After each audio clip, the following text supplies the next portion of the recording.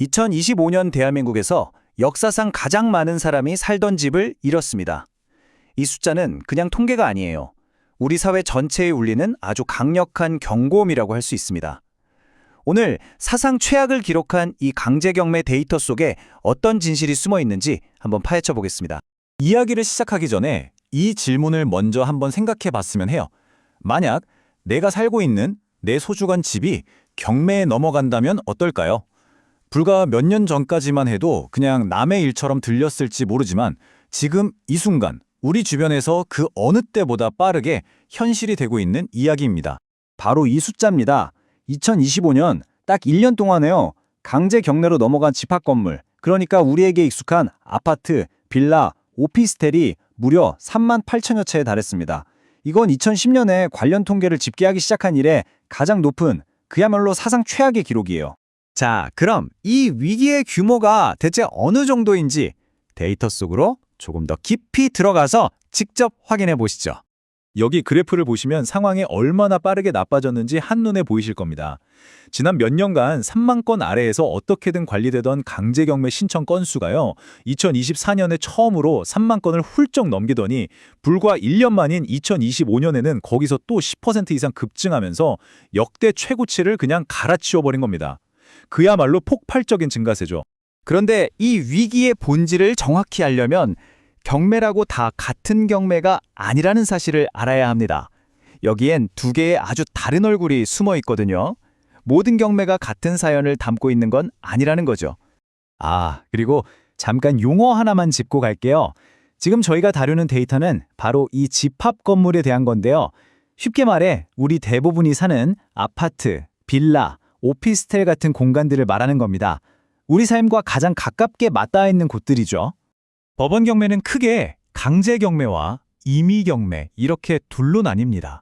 이 둘은요, 시작되는 이유부터 과정, 그리고 그 안에 담긴 사연까지 완전히 달라요.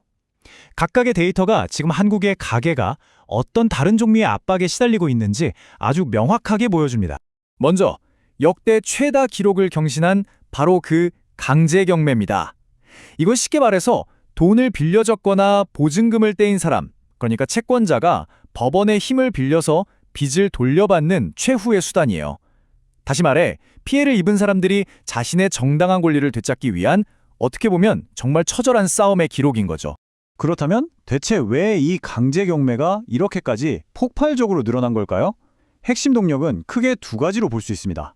첫 번째는 우리 사회를 정말 크게 뒤흔들었던 전세 사기의 여파예요. 보증금을 돌려받지 못한 세입자들이 마지막 희망으로 집주인의 집을 경매에 넘기는 겁니다. 그리고 두 번째는 깊어지는 경기 침체 때문입니다. 빚을 못 갚는 사람들이 드러나니까 채권자들이 더 이상 기다려주지 않고 적극적으로 빚 회수에 나선 결과인 거죠. 자, 이번엔 경매의 또 다른 얼굴, 임의 경매를 살펴볼게요. 이건 우리가 흔히 말하는 주택담보대출, 바로 그거랑 아주 밀접한 관련이 있습니다. 주로 은행 같은 금융기관이 대출 원금이나 이자를 제때 갚지 못한 사람의 집, 즉 담보로 잡은 부동산을 매각하는 절차를 말합니다. 한때 영혼까지 끌어모아서 내 집 마련의 꿈을 이뤘던 분들 많으시죠? 바로 그 영끌 매수자들의 이야기입니다. 하지만 금리 인상이라는 거대한 파도 앞에서 그 꿈의 무게는 감당하기 힘든 빚이 되어버렸고 결국 소중한 보금자리를 포기해야 하는 안타까운 현실로 이어지고 있는 겁니다. 그런데요, 이 임의 경매 데이터를 자세히 뜯어보면 좀 이상한 점이 보입니다. 아주 모순적이죠. 새로 경매를 신청하는 건수는 11%나 줄었는데 정작 경매로 집의 소유권을 완전히 잃게 된 경우는 17%나 급증했다는 거예요. 신청은 줄었는데 집을 잃는 사람은 늘었다니 이게 대체 어떻게 된 일일까요? 여기에 몇 가지 해석이 가능한데요. 우선 버틸 때까지 버티던 한계에 몰린 사람들이 더 이상 견디지 못하고 무너지는 경우가 늘고 있다는 가장 위험한 신호일 수 있습니다. 또 한편으론 그동안 정부의 금융지원책으로 잠시 수면 아래에 있던 부실 채권들이 이제 본격적으로 처리되기 시작했다는 신호일 수도 있고요. 어느 쪽이든 고금리 압박의 후폭풍이 본격적으로 터져나오기 시작했다는 분명한 경고등인 셈입니다. 그렇다면 이 위기는 대한민국 어디에서 가장 심각하게 나타나고 있을까요? 데이터는 아주 명확하게 한 곳을 가리키고 있습니다. 바로 수도권입니다. 보시는 것처럼요, 정말 압도적입니다. 전체 강제 경매의 거의 대부분이 서울, 경기, 인천, 바로 이 수도권에 집중되어 있어요.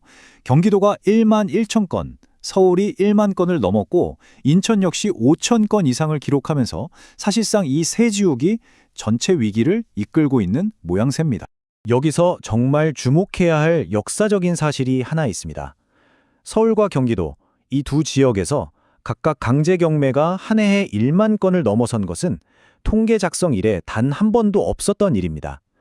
우리나라 인구와 경제의 심장부에서 주거 안정이 얼마나 심각하게 흔들리고 있는지를 보여주는 대목이죠. 이쯤 되면 그래서 이게 나랑 무슨 상관인데? 이렇게 생각하시는 분들도 계실지 몰라요. 하지만 이 기록적인 숫자는 단순히 집을 잃은 사람들만의 비극이 아니라 우리 경제와 사회 구성원 모두에게 보내는 경고입니다. 이건 결코 남의 이야기가 아닙니다. 이 현상은 우리 경제의 기초체력이 약해지고 있다는 아주 명백한 신호탄이거든요. 평범한 사람들의 주거 안정을 위협하고 이게 부동산 시장의 깊은 침체로 이어지고 결국에는 우리 금융 시스템 전체에 부담을 주는 악순환으로 연결될 수 있기 때문입니다.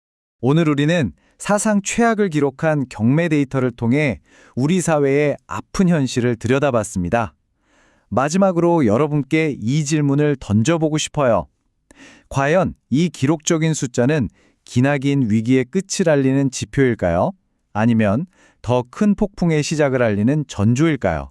여러분의 생각은 어떠신가요?